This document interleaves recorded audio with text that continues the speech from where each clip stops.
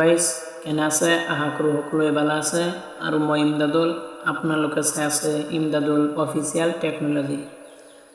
আজি মই লৈ আহিছোঁ ক্লাছ 10ৰ lesson number 2 minal ahdisin nobobiyat hadisটোৰ অনুবাদ অসমীয়ালৈ অনুবাদ লৈ আহিছোঁ। আগতে আপোনালোকে হাদিসটো চাই লওক, ইয়াৰ পিছত আমি অনুবাদটো দি আছোঁ।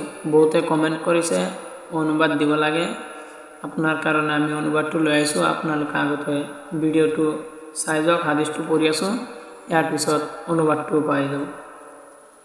ফাৰ্ষ্টত আছে আন আবু হুৰাইৰা ৰাদিয়াল্লাহু তাআলা আনহু قال قال رسول الله صلى الله عليه وسلم من سلك طريقا يلتمس فيه علما سهل الله طريقا إلى الجنة।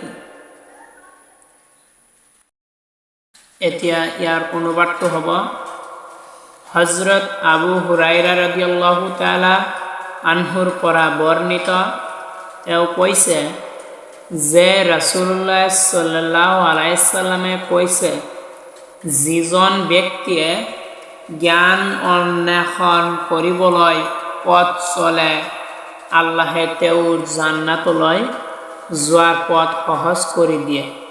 এয়াই আছিল 1 নম্বৰৰ হাদিসৰ অনুবাদ। ইয়াৰ পিছত আপোনালোকে 2 নম্বৰৰ হাদিসৰ অনুবাদ পাই যাব। লাগিলে কমেণ্ট কৰিব, ভিডিঅ'টো শ্বেয়াৰ কৰিবলৈ নাপাহৰিব guys. Okay, thank you friend.